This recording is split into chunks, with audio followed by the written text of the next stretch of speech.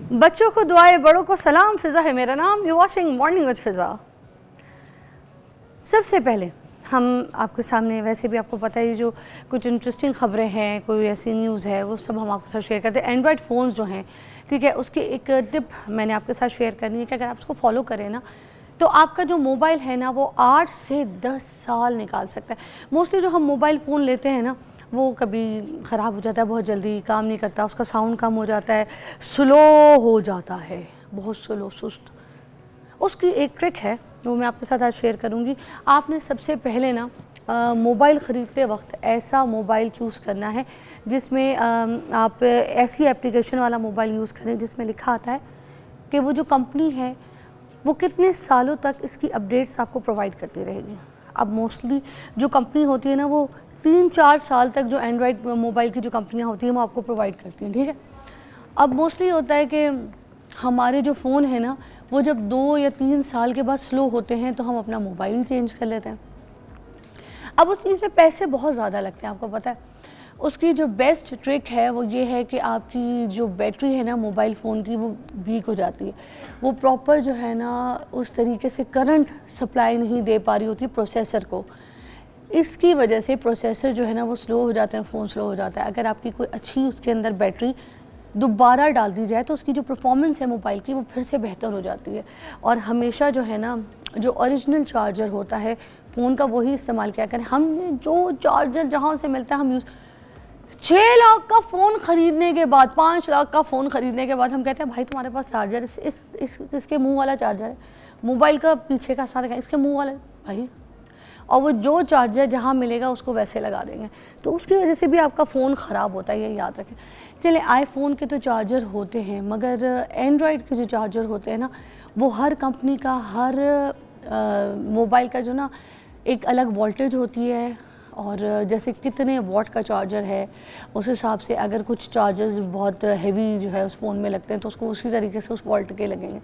Mobile के हिसाब से जितने भी जो चार्जर्स होते हैं उनके वोल्ट के हिसाब से करेंगे तो उनकी चार्ज बैटरी अच्छी चलेगी। दूसरा, मोबाइल को ना टर्न ऑफ करना सीखें। हम क्या करते हैं, अपने मोबाइल को टर्न ऑफ नहीं करते, उसको सांस लेने का मौका ही नहीं देते। उसके अंदर हम क्या करते हैं, हमारे जो कंप्यूटर्स होते हैं ना, उसको तो हम रेस्ट दे देते हैं। हमारा लैपटॉप बंद कर देंगे, हमारा, जैसे आपने देखा है ना कंप्यूटर को या लैपटॉप को पूरा महीना, साल चलाए जा रहे हैं, बंद नहीं कर रहे, तो क्या होता है।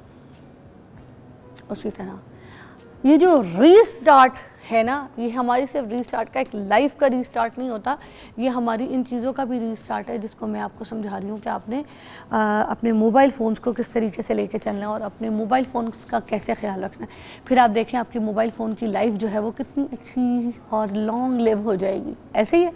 तो आज से अपने मोबाइल का ख्याल रखें, उसको रोज़ ऑफ़ करके ऑन करें, भले रात को जब आप बिस्तर पर जाते हैं ना सोने के लिए तब।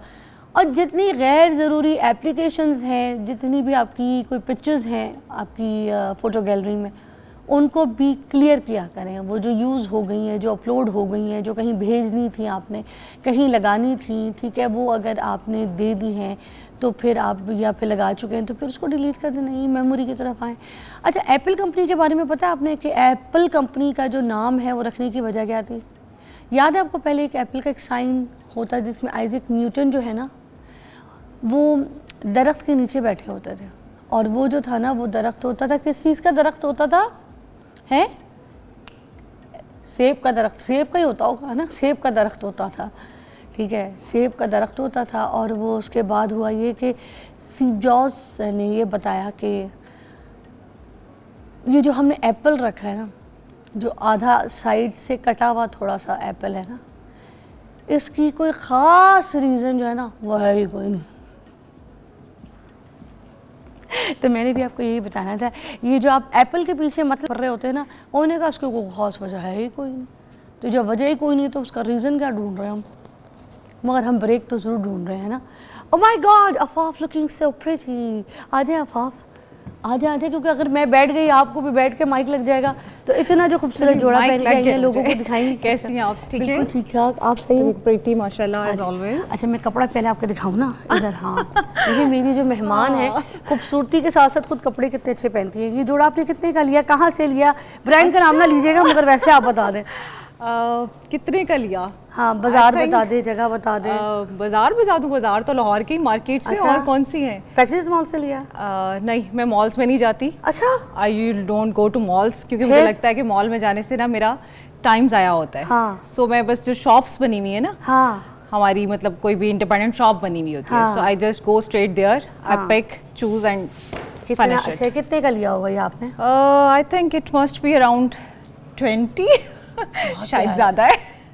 लेकिन अगर आप खुद बनवाती हैं तो ये आपको मेरे ख्याल से बस मैं बनवाना शुरू कर देती हूँ। हाँ, आपकी तो चॉइस अच्छी है, आप क्यों नहीं अपना काम शुरू करती हैं? बस अभी हमने आज इसी पे बात करनी है। It's about our lifestyle. हमारा लाइफस्टाइल इतना बिजी होता है कि हमें टाइम ही नहीं मिलता, और हमें कैसी चीज़ें मैनेज करनी चाहिए। इसी पे बात कर रहे हैं हम, लाइफस्टाइल चेंजेस हाँ, के ऊपर। बिल्कुल बिल्कुल। अच्छा, और ये और लाइट ऑर्गेन्जा है, वो वाला ऑर्गेन्जा नहीं जो खड़ा आकर जाता है, वो नहीं है। बड़ा खूबसूरत सा आजकल ये बाजार में चल रहा है, नरम वाला ऑर्गेन्जा, जो कि स्लीक तरीके से आप उसको ओढ़ सकते हैं, पहन सकते हैं। और ये प्रिंटेड के ऊपर उन्होंने इस तरह से नग लगवाए हुए हैं, और ये कपड़ा बाजार में नग लगे हुए भी मिल जाता है। और मेरा ख्याल है आज जिनका जोड़ा है ना, वो बहुत खुश हो रहे होंगे। अच्छा, हमने कौन सा ब्रांड का नाम लिया? हम तो ये कह रहे हैं तो ना महंगा बेचा है, और जिसका भी ब्रांड है मुफ्त दिया करें इसको। ये मेरी दोस्त आती है, रोज इसको मुफ्त जोड़े दिया करें, और बहुत खूबसूरत लग रही है। Thank you so much. इस कलर को हम क्या कहेंगे?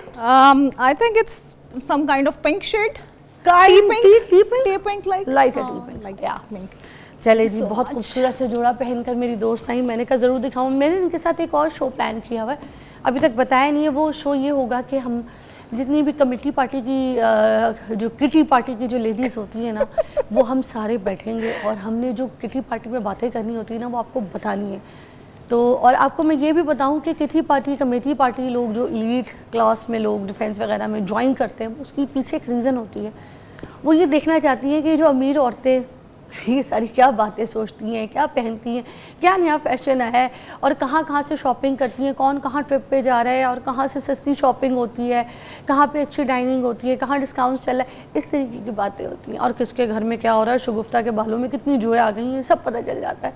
तो ये हमने प्लान किया हुआ है। हम कुछ और भी जो है ना गर्ल्स इकट्ठा हो जाएंगे, तो फिर उसके बाद अच्छा मैं बेस्ट हूँ, मैं जो अनमैरिड जितनी भी गर्ल्स हैं उनके साथ मिक्स करके अपने आप को भी गर्ल कहती हूँ। आई लाइक टू से दिस, आई लव टू से दिस। तो अब ये है कि आज हम हमारे टॉपिक की तरफ चलते हैं। बहुत ज़बरदस्त टॉपिक है, लाइफस्टाइल चेंजेस के ऊपर आज हम बात करेंगे आफाफ मंजूर के साथ। आजकल की जो हमारी यंग जनरेशन है नाज़रीन, उनका जो लाइफस्टाइल है ना, वो इतना ख़राब हो गया है कि मैं आपको क्या बताऊँ।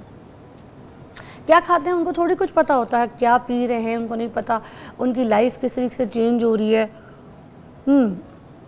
दोस्तों में उठना बैठना, ठीक है, किस तरह की गैदरिंग है, कौन लोग हैं, माँ बाप को तो नहीं पता होता, घर वालों को तो नहीं पता होता। फिर हम जब रात को सो रहे हैं तो हमारी रूटीन कौन सी अच्छी होती है, हम सुबह किस टाइम पे उठ रहे हैं, लाश की तरह बिस्तर पे पड़े हुए होते हैं, अपना कमरा में कहती हूँ सड़ा रहे होते हैं सो सो के, ठीक है। नफ्सियाती इफ़ेक्ट बहुत ज़्यादा होता है जो आपका लाइफस्टाइल है, उसके ऊपर आज हम ये बात करेंगे कि हमने लाइफस्टाइल चेंज करना किस तरीके से, ठीक है। और चेंज करने के बाद जो है वो उसको पॉजिटिव इम्पैक्ट जो है वो क्या क्या होता है हमारे दिमाग के ऊपर। एक ब्रेक लेंगे, ब्रेक के बाद हम ज्वाइन करेंगे आफाफ को, वो बहुत खूबसूरती से एलैबोरेट करेंगे, आपकी कॉल्स में शामिल करते हैं। Let me have my coffee, take a break.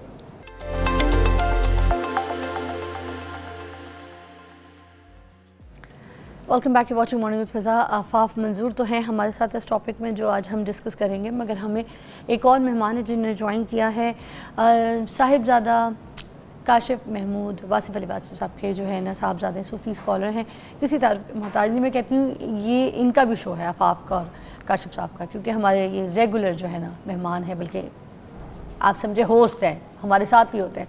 तो अब मैं ये कहूँगी कि आज लाइफस्टाइल के ऊपर जो है आज दोनों एलैबोरेट करेंगे, और ये जो लाइफस्टाइल चेंजेस है जो स्पेशली हमने अपने बच्चों से भी पहले हमने अपने अंदर चेंजेस लेकर आना है। तो सबसे पहले आफाफ से बात करें कि आफाफ मुझे बताएं कि जो लाइफस्टाइल चेंजेस है नौजवान नस्ल में, उनके अंदर हम किस तरीके से इस रूटीन को जो है ना वो रेकमेंड कर सकते हैं, कैसे चेंज, क्योंकि वो तो रात को सोते ही नहीं है, चाहे जितनी जल्दी कोशिश कर लें उनको नींद नहीं आती। चेंज कैसे होगी? चेंज कोई इतना बड़ा मसला नहीं होता, लेकिन चेंज हम किस तरह करना चाहते हैं असल में वो इशू होता है। और इस वक्त जो हमने लाइफस्टाइल जिन चीज़ों को नाम दिया हुआ है, असल में वो एक्चुअल लाइफस्टाइल नहीं है। हमने मॉडर्नाइजेशन की तरफ बहुत ज़्यादा रुझान कर लिया है, ख़ास तौर पे हमारी यंग जनरेशन है। बल्कि फ़िज़ा मैं आई एम सॉरी, मैं सिर्फ यंग जनरेशन को ब्लेम नहीं कर सकती हूँ। मैं इस टाइम देखती हूँ कि माँ बाप भी हमारे बड़े भी जो हमारी उम्र के हैं या हमसे थोड़ी बड़ी उम्र के हैं, वो लोग भी अपना लाइफस्टाइल बदल चुके हैं। अब लाइफस्टाइल जो है वो एक लाइफस्टाइल का वर्ड है सिर्फ, but actually it's a whole life. ये स्टाइल नहीं है, जैसे आज मैंने जो कपड़े पहने हुए हैं तो आज मैंने शॉर्ट शर्ट पहनी है कि लॉन्ग पहनी है, it's a style. So lifestyle is a life actually.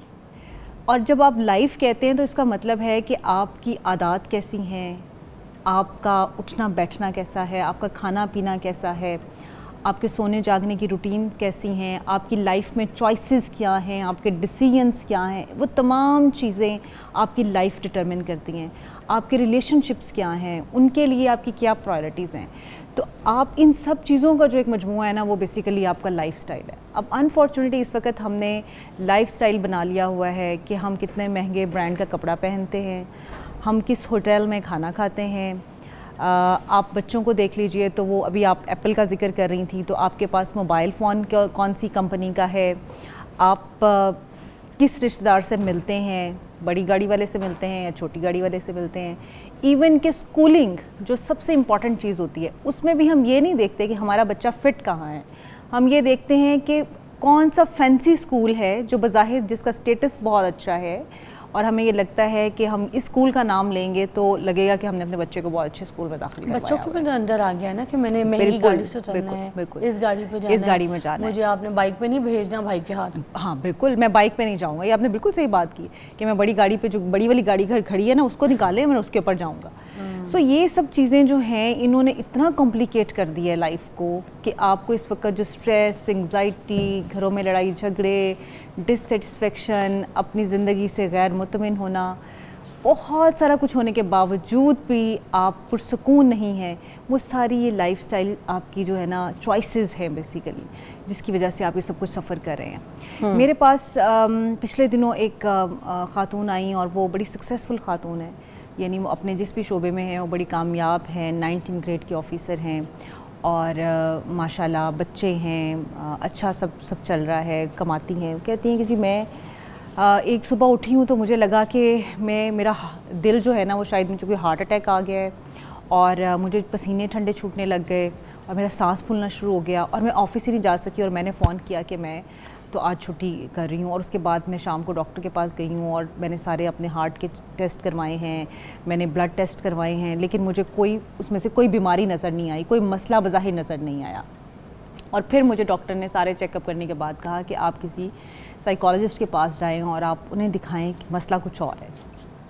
अब जब मेरे पास कोई आता है तो मैं सबसे पहले उससे ये सवाल पूछती हूँ कि आप मुझे प्लीज़ ये बताइए कि आपकी 24 आवर्स की रूटीन क्या है, at what time you get up, फिर आप क्या करते हैं उठने के बाद, कितनी देर, अगर आप जॉब कर रहे हैं तो आप कितनी देर ऑफिस में जाते हैं, क्या खाते हैं, कब सोते हैं, स्क्रीन टाइम कितना देखते हैं। अब वो ख़ातून या उन जैसी और बहुत ख़वातीन या इवन मर्द हजरात भी जो बज़ाहिर बहुत एक्टिव हैं, सोशली एक्टिव हैं, कनेक्टेड हैं, अच्छी जॉब कर रहे हैं, अच्छा परफॉर्म कर रहे हैं, लेकिन उनकी अपनी हेल्थ जो है एकदम से उन्हें पता लगता है कि हम तो बिल्कुल ख़त्म हो चुके हैं। अब वजह क्या है? वजह आपका वो लाइफस्टाइल है जिसमें आप ना तो अपनी बॉडी को मूव कर रहे हैं, ना आप अपने ब्रेन को ब्रेक दे रहे हैं। यानी आपका ब्रेन एक मुस्तकिल मसरूफियत के अंदर है। बज़ाहिर मसरूफियत अच्छी चीज़ होती है, लेकिन आप ओवरली ऑक्यूपाइड हैं तो आपके ब्रेन को कोई ब्रेक नहीं मिलती। अब ब्रेन ब्रेक्स क्या हैं? ब्रेन ब्रेक्स बेसिकली आप ये समझ लीजिए कि एक छोटी सी एग्जांपल देती हूँ। हम घरों में लूडो खेलते थे, या अभी भी अगर आप लूडो खेलें, इंडोर एक्टिविटीज़ जो हैं, तो आपने कभी नोटिस किया है कि जब आप वो खेल रहे होते हैं तो आपका ध्यान किस चीज़ पे होता है? कभी आप सोचते हैं उस दौरान में आपको ख्याल नहीं आता कि आपकी खाला ने क्या कहा था, ऑफिस पे क्या मसला हो गया था, किसी से लड़ाई है क्या है? आपका ध्यान सब का सब उस गेम के अंदर इन्वॉल्व होता है कि अभी बस अगर मेरा छक्का कब आएगा, हाँ मेरा छक्का कब आएगा, कोई गोटी तो मेरी मारी गई, का फायदा नहीं रहता। यानी आप उसी सारी एक्टिविटी में इन्वॉल्व होते हैं। वो ब्रेन ब्रेक है एक्चुअली। इसी तरह से जब आप एक्सरसाइज करते हैं, वॉक करते हैं या आप रनिंग करते हैं तो उसमें भी फ़र्क है, ठीक है। अब जब वॉक करें तो वॉक आपको पीस देगा, सुकून देगा, लेकिन अगर आप एक्चुअल ब्रेन ब्रेक चाहते हैं जिसमें आपके जहन में कोई सोच ना आए तो फिर आपको रनिंग करनी है, फिर आपको कार्डियो करनी है। क्योंकि जब आप वॉक कर रहे होते हैं तो आप पीसफुली बहुत सारी चीज़ों को सोच रहे होते हैं और वो आपकी क्रिएटिव स्किल्स को एनहांस करने के लिए बहुत अच्छी है। क्या बात। लेकिन अगर आपने ब्रेन ब्रेक लेनी है then you have to run, you have to jump, क्योंकि उस टाइम पे आपके दिमाग में क्या होता है, हाय मैं किसी तरह अपना सांस बहाल कर लूँ, मैं कहीं गिर तो नहीं जाऊँगा, मेरा सांस वापस आ जाएगा कि नहीं आ जाएगा। उस वक्त आपके दिमाग में कोई XYZ सोच नहीं आ रही होती। तो actually that's the brain. Kashif साहब से भी मैं पूछना चाहूँगी, देखिए जब हम बचपन में सांप सीढ़ी खेलते थे, हम बचपन से इस बात पे होशियार रहते थे, टेंशन रहते थे, वे रहते थे, ओए होए हम सांप के मुंह में ना आ जाए, टेंशन होती थी ना। और कभी 99 पे जाके अगर हम सांप के मुंह में आते हैं और उसके बाद वो हमें जाके सीधा 4 नंबर पे लाके गिराता है, कुछ तो ना ट्रॉमा होता है कि यार ये लोग तो आगे निकल गए। अब अच्छा, दूसरे के लिए हम दुआ भी करना शुरू कर देते हैं कि हम ये नीचे गिरें जाके, इसके ये भी सांप के मुंह में है। ये फितरत चल रही है बचपन से ही, चाहे गेम हो चाहे कुछ भी हो। अब भी ये दौर आ गया। अब ऐसे ऐसी गैदरिंग्स में दोस्त आपको मिलते हैं जो आपको डस रहे होते हैं, आपको पता भी होता है आपको डस रहे हैं और आपके ना मतलब नाकामी की, आपके खड्डे में गिरने की दुआएं भी कर रहे हैं, मगर फिर भी आप उनके बीच में बैठते हैं। वो आपके घर के राज, आपकी टो निकाल के तो आपको बदनाम भी कर रहे होते हैं ज़माने में, ठीक है, मगर उसके बावजूद हम उनके बीच में बैठते हैं, एंजॉय कर रहे होते हैं, उनमें बैठ के शुगल कर रहे होते हैं। ऐसे ही तो अब ऐसी गैदरिंग हमने क्यों चूज़ कर ली? अब हमारी ना बड़ी कमर्शियल किस्म की गैदरिंग हो गई है। हमारी हर चीज़ के अंदर हमें फ़ायदा ढूंढने की आदत हो गई है। हर रिलेशन हमें फ़ायदा देता हुआ नज़र आएगा तो हमारा रिलेशन है, वरना रिलेशन ही कोई नहीं। मतलब ना बाप ना भैया, सबसे बड़ा रुपया। जी हाँ। तो बल्कि मैं तो एक साहब से देखा, उन्होंने कहा ये कैसा मेरा रिश्तेदार है, इससे मुझे कभी फ़ायदा ही नहीं हुआ, मतलब पैसों के हिसाब से। तो ये अब जब लोग इस तरह से देखेंगे तो ये तो बिल्कुल और बात हो जाएगी। हाँ। जबकि फैमिली जो है ये एक और तरह की मॉरल सपोर्ट होती है आपके साथ, और जो बड़े बैठ के आपस में फ़ैसले किया करते थे या बड़ों के पास बच्चों का बैठना, वो एक बड़ी लर्निंग हुआ करती थी। अब चूँकि हम खुद ही अब उस जगह पे नहीं बैठे हुए कि हम ऐसी बातें करें और बच्चे बैठ के हमारे पास कोई बात सुने, तो हम भी अपने कमर्शलिज्म में मसरूफ़ हैं, तो बच्चे अपनी अय्याशियों में मसरूफ़ हैं। जो वासिफ अली वासिफ साहब के थोड़े से एग्जांपल में जाऊँगी यहाँ पे ज़रूर दें कि उन्होंने अपनी ज़िंदगी में, फैमिली में, घर पे, बच्चों के साथ लाइफस्टाइल चेंजेस के लिए उस ज़माने में क्या किया। क्योंकि देखिए हर दौर की अलग बात होती है, हर घर की अलग कहानी होती है। उसी तरह वासिफ साहब ने किस तरीके से अपने घर की चीज़ों को कंट्रोल किया कि आपके जो बच्चे हैं वो जाके गलत सोबतों में नहीं बैठे, अगर बैठे तो उनको बचाया कैसे, ठीक है ना। अच्छा बुरा तो हर जगह आपको फेस करना है, तो वो लाइफस्टाइल चेंज का जो है ना, इधर भी हम जिक्र करें। देखें उस दौर में ये नहीं कि बुराई नहीं होती थी। ब्रेक के बाद बताएं चलें खुल के। हाँ, मगर मैंने पूरी वासिफ साहब की, आप भले कहानी एलेबरेट करें, अपने साथ करें, अपने भाई बहनों के साथ करें, मगर बताएं सोबत के बारे में, क्योंकि यही वो सोबत है जो हमें कचरा कर रही है। हमारे बच्चों की नस्ल मतलब अगर देखा जाए तो वो पता नहीं किधर जा रही है। हम आगे जितनी भी पीढ़ी है वो पता नहीं किधर जा रही है। अब तो गज्जू माता भी नहीं जा रही है, कहीं और नहीं जा रही। ब्रेक के बाद बात करते हैं।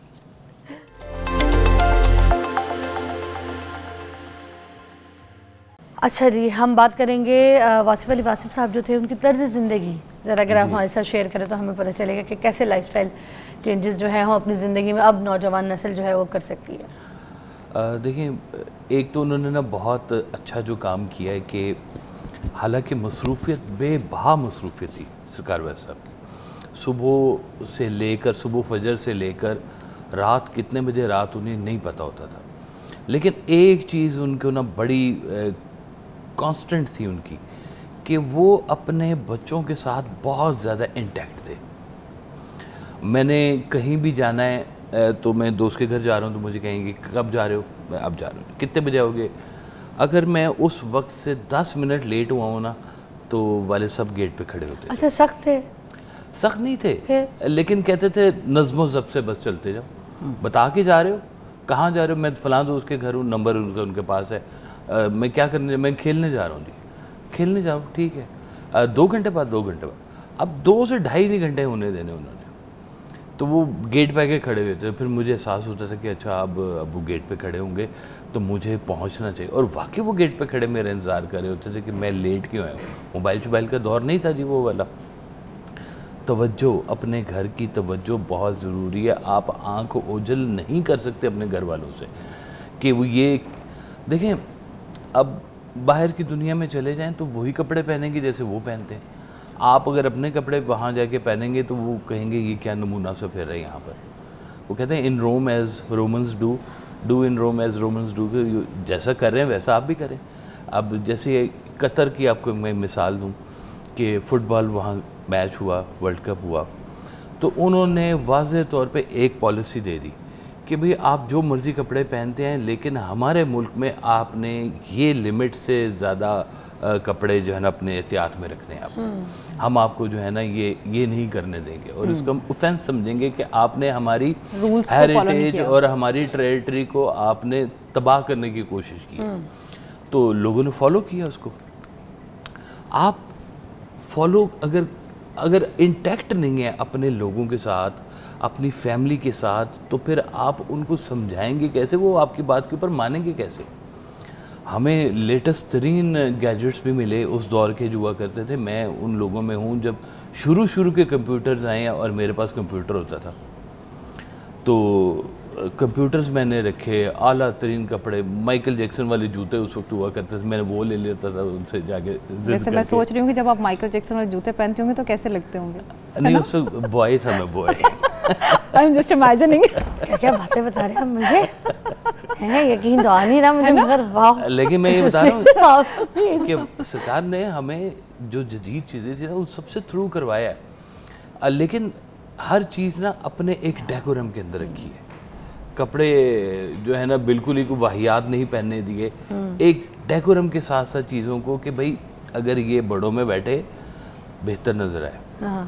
अब मेरे बच्चे हैं ना जी, तो उनको बड़ा शौक है वो ऐसे ऐसे गुफ्फे से बाल रखने का ना, कंघी नहीं करते।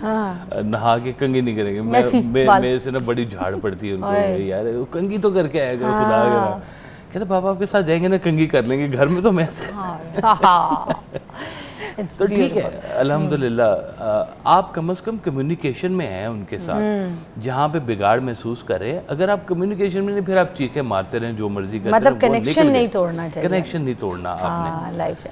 अच्छा मुझे एक और चीज़ बताइए, जो गैजेट्स हैं आजकल के, जैसे उन्होंने भी कहा कि हमने तो बड़े कंप्यूटर तक के ऐसे जो है ना वो इस्तेमाल किए। अब ये जो सीन है जिसमें मोबाइल सबके हाथ में आ गया है और ये मोबाइल नहीं छोड़ रहे, तो ये नौजवान नस्ल फिर इस सब मोबाइल से क्या सीख रही है, कहाँ जाएगी, ये कैसे लाइफस्टाइल को चेंज कर सकते हैं? फिज़ा ये देखें, ये जो अभी कनेक्शन की बात कर रहे थे ना, हम असल में इस टाइम सोशली कनेक्टेड हैं थ्रू अ वर्चुअल वर्ल्ड। और अगर हम फैमिलीज़ की भी बात करें तो फैमिलीज़ में भी जो हमारा कनेक्शन है ना आजकल मियाँ बीवी का आपस में या बच्चों के साथ, उस कनेक्शन की जो पीछे रीज़न्स हैं वो और हैं। और उन कनेक्शंस को हमने लिमिटाइज़ किया हुआ है, लाइक कि हम अपने बच्चों को कितनी अच्छी होटलिंग करवा रहे हैं, हम अपने बच्चों को स्कूल में भेज रहे हैं, हम अपने बच्चों को कौन से ब्रांड का कपड़ा पहना रहे हैं और कहाँ वेकेशन पे लेके जा रहे हैं। लेकिन इससे कहीं ज़्यादा जो कनेक्शन ज़रूरी है, जिसमें हम पहले भी एक प्रोग्राम में बात कर चुके हैं, वो है इमोशनल कनेक्शन। यानी आप इमोशनली अवेलेबल हों अपने बच्चों के लिए, अपने लाइफ पार्टनर के लिए या अपने रिलेशनशिप्स के लिए, चाहे वो आपके माँ बाप ही क्यों नहीं है। आप बहुत अच्छा लाइफस्टाइल, जिसको आप समझते हैं कि घर दे के, गाड़ी दे के, काम वाले दे के, अच्छा स्कूल दे के, वो आप कभी भी इमोशनली कनेक्ट नहीं हो सकते। अब इमोशनली कनेक्ट होने के लिए आपको क्या चीज़ देनी पड़ेगी? सबसे पहले आपका वक्त। ऑफ कोर्स कि आपका वक्त इस वक्त बहुत मसरूफियत हमारी इस तरह की हो चुकी है कि हम नहीं कर पाते। इसका मतलब है कि सबसे कीमती चीज़ जो आप अपने बच्चे को या अपने किसी भी रिलेशनशिप में, मियाँ बीवी के रिलेशनशिप में, माँ बाप के रिलेशनशिप में, इवन फ्रेंड्स के रिलेशनशिप में भी, आप वो वक्त है जो आप उन्हें देंगे। अच्छा, फिर उसके बाद वो वक्त कैसा होगा? मतलब अब हमने ये भी देखा है कि वो खामन तो कहते हैं कि जी कभी आपस में मियाँ बीवी के कोई कॉन्फ्लिक्ट्स आते हैं मेरे पास, तो पूछती हूँ तो वो कहते हैं नहीं मैं कहीं भी नहीं जाता हूँ, मैं तो ऑफिस से सीधा घर आता हूँ, मेरी तो कोई और फ्रेंड सर्कल ही नहीं है, ना मैं कहीं सोशल गैदरिंग्स करता हूँ ना कुछ है। अच्छा, बीवी से पूछोगे मेरी तो वैसे ही कोई एक्टिविटी नहीं है, मैं तो सारा दिन घर होती हूँ, मैं तो बच्चे ही देख रही होती हूँ। लेकिन बात है कि वो जो वक्त आप साथ गुजार रहे हैं उसकी क्वालिटी क्या है?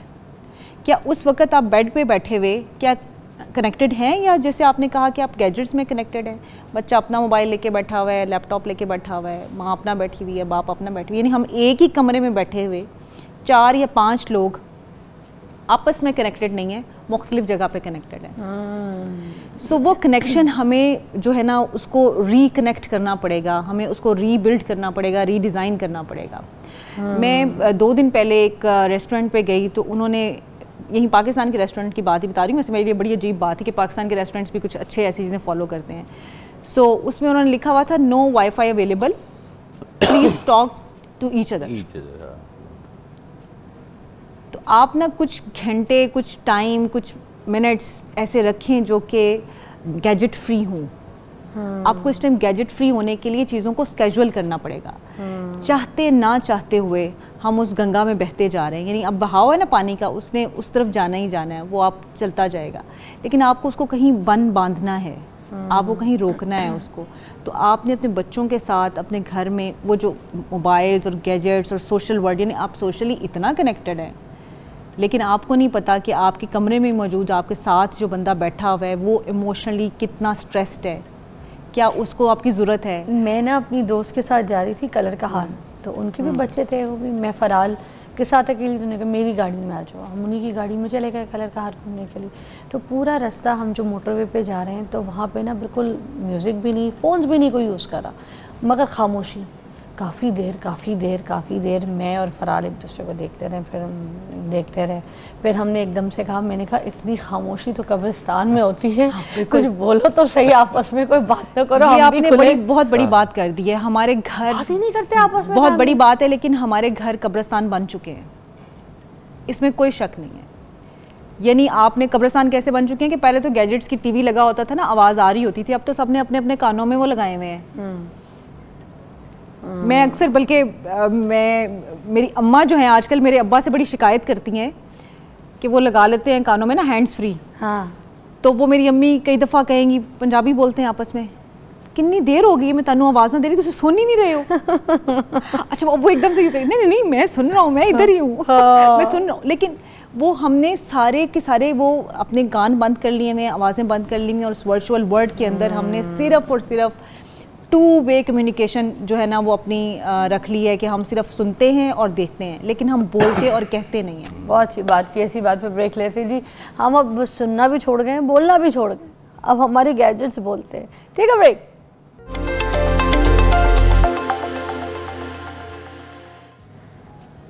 Welcome back. अच्छा, मस्बत सोच और ये जो होती है ना, जिसमें स्ट्रेस फ्री रहने की कौन सी ऐसी आदत है जो अपनानी चाहिए? सादा रहना, नेचुरल रहना, फितरत के करीब रहना। जब आप अपनी इन चीज़ों से दूर होना शुरू होते हैं ना, तो आपके अंदर कुछ ना कुछ टॉक्सिकेशन शुरू हो जाती है। जैसे हम कहते हैं ना, डिटॉक्स करते हैं अपने आप को, तो क्या करते हैं, नेचुरल चीज़ों के साथ हम बैठना शुरू करते हैं। जहाँ पे ये कहीं करवाते हैं बाहर के ममालिक में, अब तो यहाँ भी शुरू हो गया कि 8-10 दिन के लिए ना पूरा ग्रुप लेके जाके तो बिठा देते हैं कि आपने ये हल्के से कपड़े पहनने हैं कॉटन के, सुबह उठना है, वर्जिश करनी है, घास पे चलना है, ज़िक्र करना है, बैठना है, मेडिटेशन करनी है, और खाने में क्या खाना है, खाने में ये फ्रूट्स खाने हैं या ये जो भी डिटॉक्स करने, नेचर के करीब। तो जितना आप नेचर के करीब आते जाएंगे ना, उतना ही आपकी ज़िंदगी के अंदर सहूलत आती जाएगी। आप देख लें, ये जंक फूड ने जो कुछ किया है, जल्दी खाने के नाम पर कि जाते जाते पकड़ लो, वो जाते जाते वो अंदर जाके फंस जाता है, और वो किसी न किसी और वो बच्चों की जो है ना, वो सारे हाइब्रिड किस्म के बच्चे बनते जा रहे हैं। तो हमें तो जो याद है कि वो अम्मा ने बना के दे दिया, पराठा बना के दे दिया, साथ अंडा बना के दे दिया, तो बस बढ़ गया। जिस दिन बहुत खुश होते थे मेरे वाले साहब, तो मुझे वो क्या कहते हैं, बन और उसमें मक्खन शक्खन लगा के ना, तो वो मुझे स्कूल के लिए दिया करते थे। अब बच्चों की आदत हम खुद भी बिगाड़े हैं और ख़ुद भी बिगड़ चुके हुए काफ़ी हद तक, कि हमने भी साथ में बैठ के पिज़्ज़ा और बर्गर खाना है उनके साथ, और खाते ही रहना है। और वो सिर्फ यही नहीं है कि वो हम अपने घर में करें, हमारे इधर का माहौल भी सारा ऐसा हो चुका हुआ है। मेरी बहन के बच्चे आएंगे या हम उधर जाएंगे तो बाहर से क्या खाना है जी, बाहर से क्या खाना है। हालांकि अल्हम्दुलिल्लाह घर में सबके अच्छे खाना बनता है, घर का खाना बड़ी ब्लेसिंग होती है। ये इसका एहसास उस वक्त होता है जब आप घर के खाने से दूर हो। हाँ, पता उसी वक्त चलता है कि ओहो यार, वो घर की दाल भी पकी हुई कितनी अच्छी होती थी। यहाँ तो अब मैं बाहर जाता हूँ ना, तो मुझे अक्सर ही वो फिले फिश बर्गर या कोई क्रॉसन को खाना पड़ता है कि यार कुछ हलाल मिलता ही नहीं है यहाँ पर। तो हलाल भी फिर घर की दाल भी बड़ी याद आ रही होती है कि यार वो क्या बात है, गर्म रोटी के साथ। तो फितरत के साथ जहाँ जहाँ पे आप करीब करीब रहते जाएंगे ना, आपके लिए ज़िंदगी में बड़ी सादगी में ज़िंदगी जो है गुजारना बसर शुरू कर। आखिरी थॉट्स में चाहूँगी इस टॉपिक पे आप भी। देखें, बड़ी अच्छी बात की है सर ने कि आपको सादगी रखनी चाहिए और फितरत के साथ कनेक्टेड लाइफस्टाइल जो है वो ही बेहतरीन है। अब फितरत के साथ लाइफस्टाइल जो कनेक्टेड है उसमें क्या है, सबसे पहली चीज़ वक्त पे सोना और वक्त पे जागना। आप 6 घंटे दिन की नींद ले रहे हैं, वो कभी भी आपके लिए हेल्दी नहीं होगी जो कि रात की है, क्योंकि कुदरत का एक निज़ाम है। सोने से पहले रात के वक्त जब अंधेरा होता है तो मेलाटोनिन ऑटोमेटिकली हमारी बॉडी से रिलीज़ होना शुरू होता है, जिसको आजकल हम आर्टिफिशली ले रहे हैं ना, ठीक है। अब अगर आप वक्त पे रात के वक्त सो जाते हैं तो आपको क्या ज़रूरत है आर्टिफिशियल मेडिसिन लेने की। फिर आप स्मॉल चेंजेस करें लाइफ में। एकदम से ज़ाहिर है अब आपकी लाइफस्टाइल बिल्कुल बिगड़ चुका है, आप कहेंगे मैं तो चेंज ही नहीं कर पा रहा हूँ। अक्सर जब पेशेंट्स मेरे पास आते हैं तो मैं उन्हें हमेशा ये कहती हूँ कि आप स्मॉल स्टेप से स्टार्ट करें। यानी अगर आपने नींद ठीक करनी है तो आप 1-1 घंटा पीछे लेके आएँ, और it will take like 7-8 days के आप 7 घंटे 8 घंटे रोज़ का 1-1 घंटा पीछे करेंगे, आप 1-1.5 हफ्ते में अपनी नींद के स्केड्यूल को ठीक कर लेंगे। इस तरह से लाइफ में डिसिप्लिन ज़रूर बनाएं। कामयाब होने के लिए, पुरसुकून होने के लिए, कामयाबी अलग चीज़ है, पुरसुकून होने के लिए आपको डिसिप्लिन लाइफ गुजारना बहुत ज़रूरी है। यानी डिसिप्लिन से मुराद क्या है कि आपने जो वक्त जिस वक्त के लिए रखा हुआ था उस वक्त वो आपने काम मुकम्मल कर लिया, आप ज़हनी तौर पे पुरसुकून हो जाएंगे। और अगर आपने एक वक्त का काम छोड़ दिया, दूसरे वक्त पे चला गया, तो ऑफ कोर्स वो आपके लिए ज़हनी उलझन बन जाएगी। तीसरी चीज़ ये है कि अपनी ज़िंदगी में अगर आपको चॉइसेस हैं, जैसे कि जो आपके माँ बाप हैं या बच्चे हैं, वो तो आपकी चॉइस नहीं है कि आप उन्हें चेंज करें, लेकिन आप दोस्तों के लिए, आप जॉब प्लेस के लिए, वर्क प्लेस के लिए, अपने फ्रेंड्स कोलीग्स के लिए प्लीज़ अच्छे लोगों से कनेक्ट हो। क्या बात, अच्छे लोगों से कनेक्ट होना बहुत ज़रूरी है। ज़बरदस्त, थैंक यू सो मच। आप लोग साथ ही हैं हमारे, क्योंकि हम ब्रेक लेंगे और ब्रेक के बाद एक और ज़बरदस्त टॉपिक के साथ हम यहाँ पर आपको मिलेंगे हमारे इन्हीं मेहमानों के साथ। तो आइए वापस।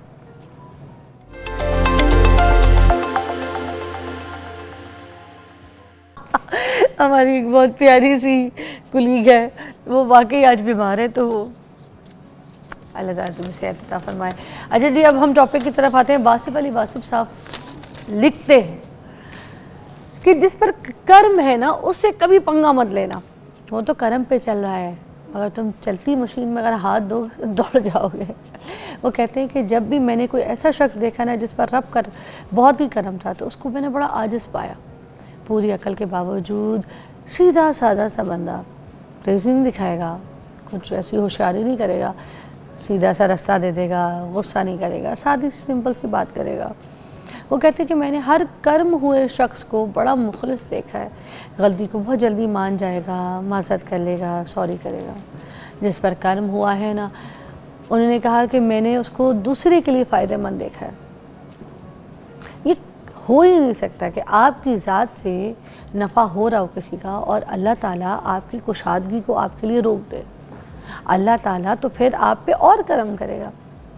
वासिफ अली वासिफ साहब कहते हैं जो कर्म याफ्ता लोग होते हैं ना, उनका दर्जन 12 का नहीं होता, 13 का दर्जन होता है। मैं बताऊँ, वो कहते हैं कि जो अपनी कमिटमेंट है ना उससे ऊपर जाके थोड़ा ज़्यादा एहसान कर लेते हैं, इसलिए उनका दर्जन 12 का नहीं 13 का होता है। वो कहते हैं कि जब आपने जैसे अपनी ज़िंदगी में किसी के साथ अपने मामलात अगर अड़ा लिए ना, तो फिर आपके अपने मामलात जो है ना वो भी अड़ना शुरू हो जाते हैं। तो काशिफ महमूद साहब जो हैं, जो कि वासिफ अली वासिफ साहब के साहबजादे हैं, तो सोचें वो कितना अच्छा आज एलैबोरेट करेंगे, और साथ अफाब भी कि कर्म याफ्ता लोग जो हैं उनमें हम किस तरह से शामिल हो सकते हैं, बताइए जी। बिस्मिल्लाहिर्रहमानिर्रहीम। बहुत ही खूबसूरत ये टॉपिक है जी, और मैं ये समझता हूँ कि अगर आपको ज़िंदगी में एक भी कर्म याफ्ता को मिल जाए ना, तो पकड़ लें उसे, जाने ना दें। बहुत रेयर होते हैं ये लोग। अव्वल तो ये किसी के सामने नहीं आते, छुप के बैठते हैं, लोगों सोशलाइज नहीं होते। इनको अपनी मशहूरी नहीं चाहिए होती, इनको लोगों में अपना नाम नहीं चाहिए होता। इन लोगों को अपने मालिक से जो ताल्लुक़ है ना, सिर्फ वही चाहिए होता है। और ये लोगों की खुशी के लिए काम नहीं करते, सिर्फ रब की खुशी के लिए काम करते हैं ये ज़िंदगी में, कि लोगों पर एहसान भी करना है तो इसलिए करना है कि मेरा रब मुझसे खुश हो, लोगों के साथ हुस्न सलूक करना है इसलिए करना है कि मेरा रब मुझसे खुश हो। जब आपकी ज़िंदगी में लोगों के और आपके दरमियान में रब ताला खड़ा होता है ना, तब आपको महसूस होता है कि आप पर मालिक का कितना करम हुआ है।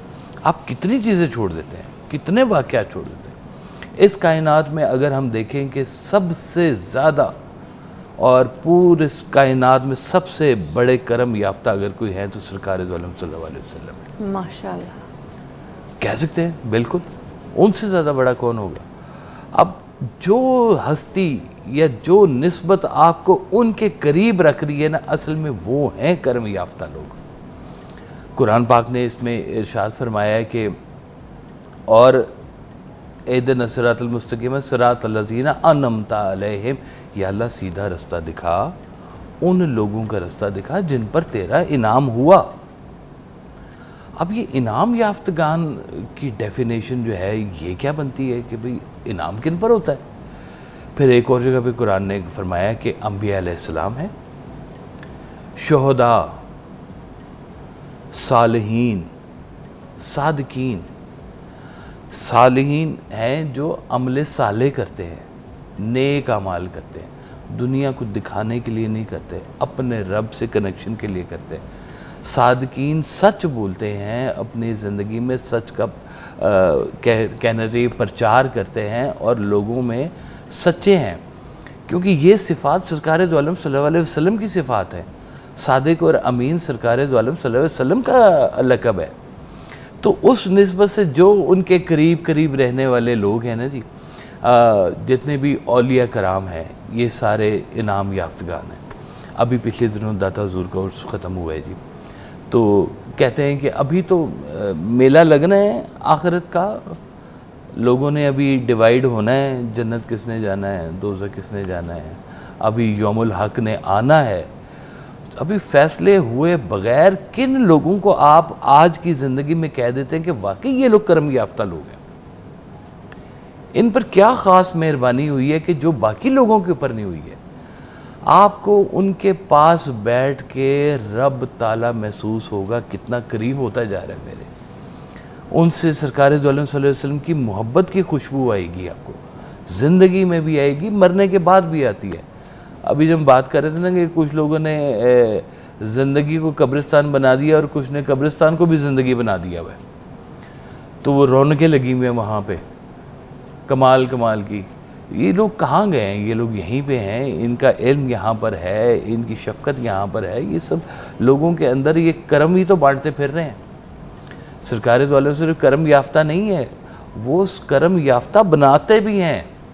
उनका जो कुर्ब है, उनकी जो शफ़क़त है, वो आज भी लोगों को करम याफ्ता बनाते हैं। अल्लाह ताला ने कहा कि ये मेरे औलिया अल्लाह है, और ये जो अंबिया अलैहिस्सलाम नहीं, औलिया अल्लाह के जो वली हैं, उनके ये मेरे दोस्त हैं। इनके साथ अगर तुमने झगड़ा किया तो तुमने डायरेक्ट मुझसे झगड़ा किया। तो औलिया अल्लाह के बारे में अल्लाह ताला अपने दोस्तों के बारे में सेंसिटिव, हर बंदा अपने दोस्तों के बारे में, अल्लाह नहीं होगा सेंसिटिव अपने दोस्तों के बारे में। अच्छी बात, आई गॉट द पॉइंट। वाह। तो अल्लाह ताला अपने दोस्तों के साथ इसलिए है कि वो उसके नाम पर ज़िंदगी गुजारे, लोगों के अंदर माफ़ी करते हैं, लोगों से रास्ता लेते हैं, लोगों के अंदर बढ़ के करते हैं।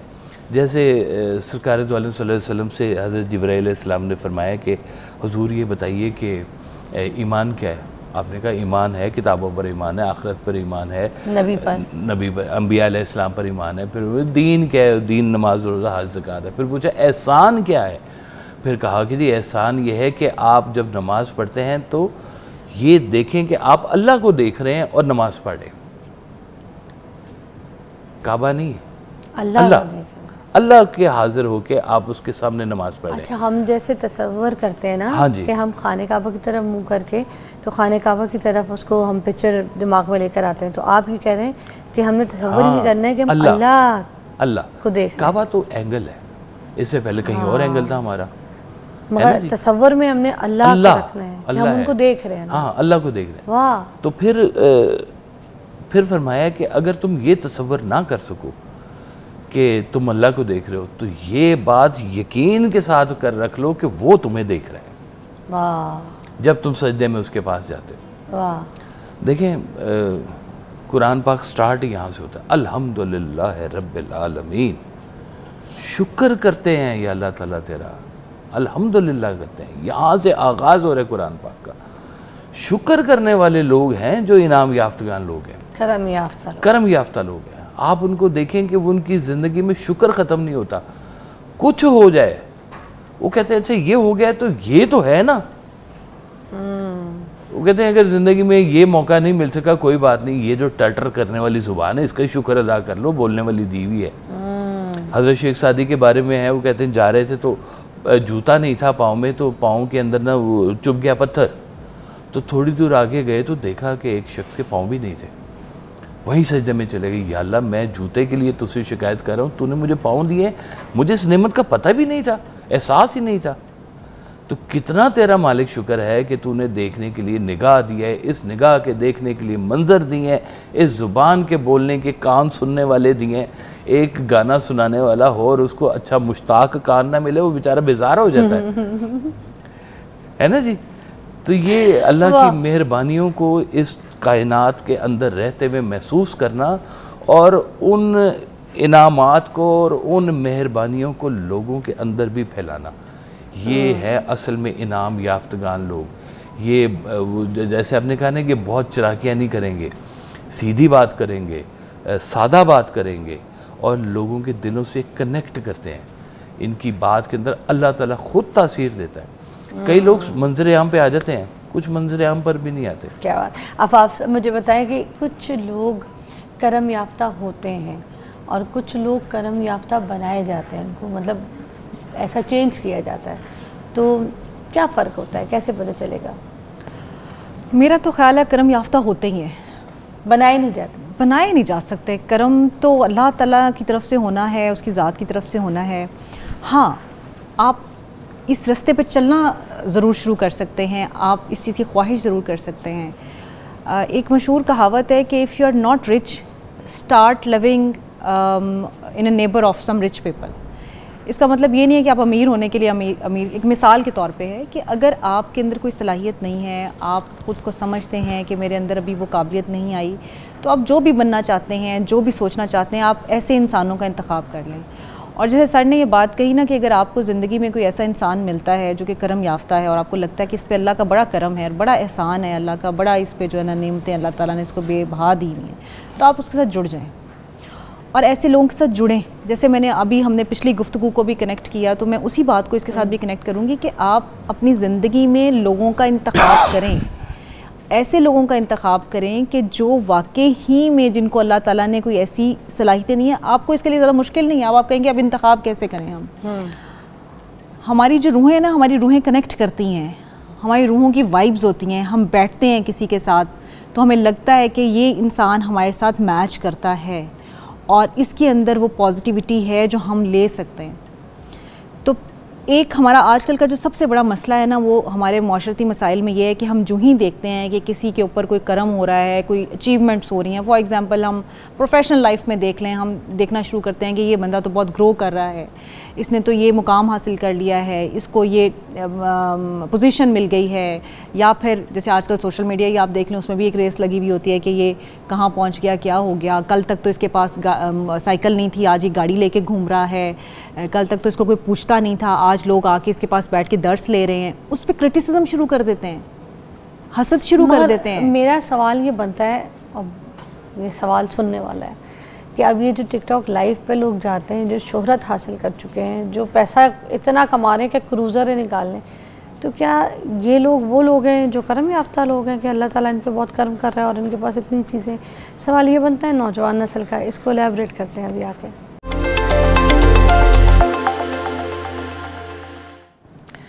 अच्छा, हम करम याफ्ता लोगों के बारे में बात कर रहे थे, तो अब आपने बात की तो मैं ये कह रही थी कि अब ये जो आप सोशल मीडिया की जैसे बात कर रही थी, अब सोशल मीडिया पे ये लाइव भी होता है, वल्गैरिटी होती है, ठीक है, फिर आपको पता है स्टेज वगैरह पे भी हमारे यहाँ पे जो है ना डांसर्स वगैरह कुछ ऐसे वल्गर जुगत, वल्गर ज़बानें, औरतों की थोड़ी सी ऐसे ड्रेसिंग, ऐसे हरकतें, ऐसे मुजरे वगैरह जिसको हम कह सकते हैं। तो ये जो अब टिकटॉक लाइव और ये सब सोशल मीडिया में दिखा रहा है और ये सब स्टेज वगैरह दिखा रहा है, तो ये पैसा तो अन्नी जिया कमा रहे होते हैं, ठीक है। फिर ये जो सिंगर्स वगैरह भी जो जाते हैं, इनके ऊपर पैसे उछाल उछाल के इनके ऊपर वेलें होती हैं, ठीक है, वो गाए जा रहे होते हैं। अब ये सब जो लोग हैं फेम भी हासिल कर रहे हैं, मशहूर भी हो रहे हैं, ठीक है, तो क्या इनके ऊपर भी करम हुआ हुआ है? ये भी करम याफ्ता लोग हैं क्या? आम आवाम तो देख के इनको फिर ये ना इंस्पिरेशन ले लेना, क्योंकि आप बात ये कह रही हैं कि इनके ऊपर अलग से कर्म होता है, इनको सब कुछ ऑलरेडी मिल जाता है और मशहूरी भी मिल जाती है और नाम भी, तो ये ना लोग समझ लें, इसको क्लियर करें आप यहाँ पे दोनों। देखें, अभी हम जो ऑफ एयर भी बात कर रहे थे कि मेरा ख्याल था कि ये आजमाइश याफ्ता लोग हैं, और सर ने बहुत ही अच्छा मेरा ख्याल लफ्ज़ इससे भी बेहतर इस्तेमाल किया कि अजाब याफ्ता लोग हैं। ये वो लोग हैं जिनकी वजह से माशरे में बिगाड़ आ रहा है, ये वो लोग हैं जो माशरे को एक गलत डगर पे लगा रहे हैं, ये वो लोग हैं जिन्होंने हमारे माशरे में हमारी नौजवान नस्ल को या आने वाली नस्ल के लिए स्टैंडर्ड्स बिल्कुल मुख्तलिफ रखती है, जो कि हमारे मज़हब के या इवन हमारी रवायात में थे, ये उन सब से मुख्तलिफ हैं। करम होने का मतलब ये नहीं है कि आप कितने मशहूर हैं, बल्कि अभी जैसे काशिफ साहब बात कर रहे थे कि करम होने का मतलब ये है कि आप तो बल्कि छुपे हुए होंगे, आपको लोग खुद निकालना चाहेंगे, लोग आपके पास आएंगे। जब आप लोगों के पास जा रहे हैं तो वो किसी सूफ़ी का कोई, कभी भी कोई सूफ़ी, कभी कोई बुज़ुर्ग कभी गया है किसी के पास, लोग उसके पास आते हैं। तो करम याफ्ता होने की एक निशानी ये है कि आपको ना किसी के दर पे जाना पड़े, लोगों को आपके दर पे आना पड़े। तो जब ये जो सोशल मीडिया है, इसका मतलब है कि आप दर बदर हैं, आप हर एक की दस्तरस में हैं, और वो दस्तरस ऐसी है कि आप उसमें बेच भी रहे हैं अपने आप को। सो ये तो कोई ऐसा ट्रेंड नहीं है, ये तो कोई ऐसा मैं तो बिल्कुल इसको ऐसा नहीं समझती कि उनके ऊपर कोई करम है। ये तो उनके ऊपर बहुत बड़ी आजमाइश है कि वो कैसे अपने आप को इसमें से निकालेंगे और क्या कर सकेंगे। आप क्या कहेंगे इस बारे में? देखिए, मैं समझता हूँ अल्लाह ताला ना इन लोगों की रस्सी ढीली कर रहा है, इनको और छूट दे रहा है कि जाओ और करो, फसाद फैलाओ दुनिया में, और जैसे शैतान को कहा ना, फसाद फैलाओ, जाओ, तुम्हें ढील दे रहे हैं और ढील दे रहे हैं, तुम्हें ज़िंदगी भी दे रहे हैं, तुम्हें पैसा भी दे रहे हैं, और ख़राब हो, ताकि तुम कंफर्म हो जाओ कि तुम्हारे पास अब आकबत में इसके अलावा और कुछ है नहीं। यानी कि तौबा का दरवाज़ा भी इनके ऊपर बंद हो जाता है। इतनी ढील अल्लाह ताला किसी को जब तबाह करना चाहता है ना, तो उसे ये इन चीज़ों में, इन लग़वियात में वो अल्लाह ताला उन्हें गिरफ़्तार कर देता है। तो हमने तो ज़िंदगी में ना ये एक फ़ैसला करना है आपने लाइफ के अंदर, या तो आप अल्लाह की तरफ है या आप किसी और तरफ है, फ़ैसला करना है ज़िंदगी में। अच्छा, सवाल ये बनता है कि क्या सिर्फ फ़कीर और वली जो होते हैं वो करम याफ्ता लोग होते हैं? नहीं, बेबहा लोग हैं।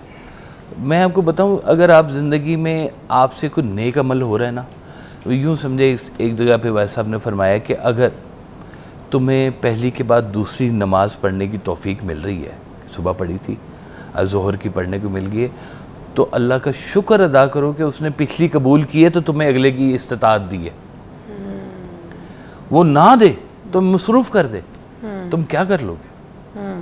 किसी इमरजेंसी में डाल, तुम्हें सजदों की, अल्लाह ताला जब किसी से नाराज़ होता है तो सजदों की तौफीक छीन लेता है उससे, अपने हुजूर पेश नहीं होने देता उसे। तो हमने करम याफ्ता जो लोग हैं, इनाम याफ्ता जो लोग हैं, ये वो लोग नहीं हैं कि जिन्होंने दुनिया में बड़ी बड़ी कामयाबी हासिल की। आप देखें ज़रा, पैसा हो, पावर हो, इज़्ज़त हो, शोहरत हो, और नाम बीच में से फ़िरौन हो, तो आप क्या कहेंगे उससे? मैं यहाँ पे आपकी इस क्वेश्चन में थोड़ा सा, अगर आप इजाज़त दें तो मैं ऐड कर दूँ। मेरा ये ख्याल है कि कामयाब लोग तो शायद बहुत सारे होते हैं, लेकिन करम याफ्ता उससे नेक्स्ट स्टेप है। यानी आप कामयाब तो हैं ही हैं, लेकिन आपके ऊपर करम भी है, तो कामयाबी की अगली मंजिल और अगली सीढ़ी है। और ये वो लोग होते हैं जिनकी कामयाबी सर्टिफाइड हो जाती है। जैसे सर ने कहा ना कि जब वो लोग जो कि गलत रास्ते पे हैं, अल्लाह ताला ने उनको कहा है, छूट दिया कि हाँ तुम सर्टिफाइड हो जाओगे, तुम कर ही गलत रहे हो। ऐसे ही कामयाबी में जब आपको अल्लाह ताला करम दे देता है ना, तो इसका मतलब है कि आपकी कामयाबी सर्टिफाइड हो गई। इसको हम इंग्लिश में अगर कहें तो हम कहते हैं सक्सेसफुल, और एक होते हैं ब्लेस्ड, कहते हैं ये बड़ा ब्लेस्ड है। अच्छा, एक I am enjoying the blessing. Wasif Ali Wasif साहब का 13 दर्जन करने का जो है ना, वो बड़ा एक क्या कमाल जुमला है ना, नजरिया, क्या जो कमाल जुमला। मैं चाहूँगी पूरी ट्रिक जो है ना ज़रा लोगों से कहें कि 12 का दर्जन पता है हमें, एवरीबडी नोज अबाउट द 12 दर्जन, बट दिस इज़ द 13 दर्जन, राइट? ये कैसे बना, कैसे हुआ, और कोई कैसे कर सकता है? देखें, एक बुज़ुर्ग थे, वो सरसों के तेल का कारोबार किया करते थे, और वो दुकान पे उन्होंने वो रखा हुआ था, पैमाना भी, सारा कुछ, और वो मुसल्ला बिछा के बैठ जाते थे। लोग आते थे, खुद से तेल निकालते थे, वज़न करते थे और पैसे उनके गले में डाल के चले जाते थे। और एक दिन ऐसा नहीं हुआ कि उनको नुकसान हुआ। उन्होंने लोगों के ऊपर छोड़ दिया कि भाई तुम्हें ज़्यादा चाहिए तुम ज़्यादा ले लो। कोई ज़्यादा पैसे दे जाता था, कोई तेल ज़्यादा ले जाता, कुछ भी लोगों की मंशा के ऊपर छोड़ दिया कि मेरी तरफ से तुम्हें खुली छुट्टी है, सारा भी ले जाओ तो ले जाओ। तो जब आप लोगों से रवैयों में एक कदम बढ़ के उनके साथ एहसान का दर्जा जब लेके आते हैं, माफ़ी का दर्जा लेके आते हैं, तो आपके अंदर अल्लाह ताला ने ये इस्तिताअत पैदा की है देने की। लेने वाला हाथ से देने वाला हाथ हमेशा अफजल होता है। आप लोगों को जब छूट दे रहे हैं, लोगों को माफ़ कर रहे हैं, इसलिए कि वैसा का फ़िक्र माफ़ कर दो ताकि माफ़ कर दिए जाओ। अब जिसको अपनी माफ़ी की फ़िक्र है ना, वो लोगों में फंसेगा नहीं। जिसने दूर का सफ़र करना होगा ना, वो रेलवे स्टेशन पे लड़ाई नहीं करेगा, एयरपोर्ट पे लड़ाई नहीं करेगा, वो मेरी फ़्लाइट निकल जाएगी तो मैं तुझसे क्या लड़ाई करूँगा, मैं दूर का मुसाफिर हूँ। छोटे झगड़ों में नहीं पड़ता। तो छोटे झगड़ों में पड़ने वाले जो है ना, ये लंबे मुसाफिर नहीं होते, ये छोटी छोटी चीज़ों के ऊपर फंस जाते हैं। तो जिनका रुजू ये है कि याला यहाँ की कामयाबी तो आ जाती है, ऐसे पाँव दबा के पीछे पीछे आ जाती है। बुज़ुर्ग तो इससे भाग रहे होते हैं इन शोहरत से कि इसके बीच में शर मौजूद है। जब तक आपका तज़किया अंदर से ना हो, पैसा, पावर, शोहरत, औरत, ये आपके अंदर फसाद पैदा कर सकते हैं। जब तक आपका तज़किया ना अंदर से हुआ हो। तज़किया क्या होता है कि आपके दिल के अंदर ना इश्क़ नबी सल्लल्लाहु अलैहि वसल्लम की आग जल रही हो। माशाल्लाह। बाबा बुल्ले शाह साहब कहते हैं कि मोमिन का जो दिल है ना, ये मट्टी के चूल्हे की तरह से होता है कि ये बंद भी हो ना तो कीड़ा इसके अंदर नहीं जाता, ताकि हिद्दत होगी इसके बीच में। आग नहीं भी जल रही ना तो आग की हिद्दत होती है मट्टी के चूल्हे में। तो इंसान का जो दिल है ना, वो इन्हीं चीज़ों से अट्रैक्ट भी होता है। शहर के अंदर अल्लाह ने वैसी बड़ी अट्रैक्शन रखी हुई है। एक दुनिया है जो इसके पीछे भाग रही है, शहर के पीछे, कि किसी तरह से ये भी मिल जाए, वो भी हो जाए, वो भी हो जाए। जो आप गलत बातें सोच सकते हैं, शायद हर किसी का दिल करता होगा, लेकिन कुछ लोग इससे डरते भी इसलिए हैं कि यही चीज़ें आपको जन्नत में भी लेके जाएंगी। आप अगर सोचें कि हमने यहाँ की सिर्फ कामयाबी को फोकस करना है या हमने आफ्टर लाइफ की कामयाबी को भी फोकस करना है, तो ये तो एक रास्ता है।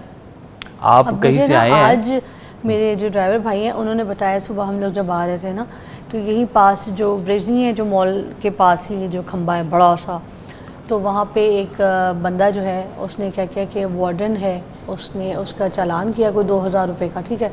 तो उसको बड़ा गुस्सा आया, वो उस खंबे के ऊपर चढ़ गया, 2-2.5-3 घंटा उसके ऊपर चढ़ा रहा और उसने वहाँ पे जो है ना कहा कि मैं खुदकुशी कर लूँगा।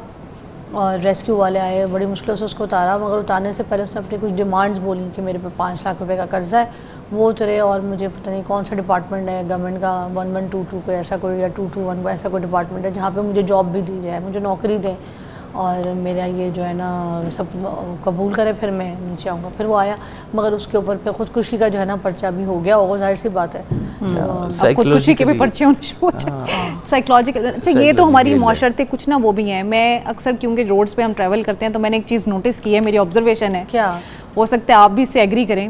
मैंने ये नोटिस किया है कि हमारी रोड पे जो फ़कीर है ना, वो छोटी गाड़ी वाले के पास नहीं जाएगा और जो ट्रैफिक वार्डन है वो बड़ी गाड़ी वाले के पास नहीं जाएगा। अब मैं करूँगी, वैसे बात उन्होंने अच्छी की है। अरे वाह, हाँ, डरते हैं ना, पावर से डरते हैं। मतलब वार्डन हमेशा छोटी गाड़ी वाले को रोकेगा, मोटरसाइकिल वाले को रोकेगा, और फकीर जो है उसको पता है मुझे बड़ी गाड़ी वाले से मिलना है। ये हमारे माशरती मसाइल हैं, ये मेरी ऑब्जर्वेशन है, मैंने रोड्स के ऊपर ही ऑब्जर्व किया है। क्या बात।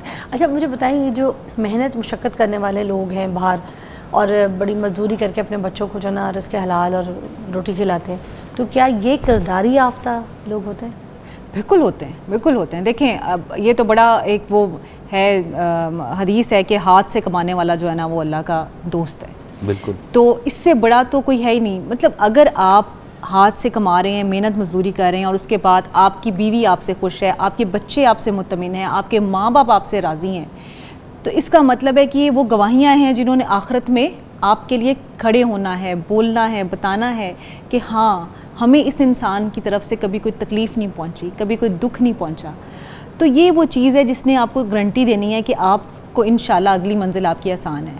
और अगर आप बहुत पैसा कमा रहे हैं, आपके पास बहुत सहूलतें, बड़ा घर है, लेकिन आपकी बीवी आपसे मुतमिन नहीं है, आपके माँ बाप आपसे नाराज़ हैं, आप अपने बच्चों की अच्छी तरबियत नहीं कर सके, आप मुश्किल वक्त में किसी दोस्त के काम नहीं आ सके, तो ये वो गवाहियाँ होंगी आखिरत के वक्त में जो आपको बताएंगे यार ये इंसान तो मेरे कभी किसी काम आया ही नहीं। तो फिर आपकी वो दुनियावी तमाम हासिल जो है ना, वो फिर सिर्फ दुनियावी ही था, वो आखिरत में या अल्टीमेट लेट, बल्कि हम तो ज़िंदगी में देखते हैं। आप देखें कि जब वो लोग अपने ओहदों से उतर जाते हैं, बुढ़ापे में होते हैं, उनके कोई करीब नहीं आता, उन्हें कोई पूछता नहीं है, वो अपने जज्बात किसी को नहीं बता सकते हैं, फिर वो रोते हैं कि हमारी औलाद हमें नहीं पूछती है, हमारा लाइफ पार्टनर, हमारी बीवी हमें नहीं पूछ रही है, बहन भाई छोड़ जाते हैं और आप अकेले बिस्तरे मर्ग पे पड़े हुए होते हैं। ब्रेक के बाद आपको मिलते हैं हम यहाँ फिर फाइनल थॉट्स लेंगे कर्म याफ्ता लोगों के ऊपर। ठीक है, break.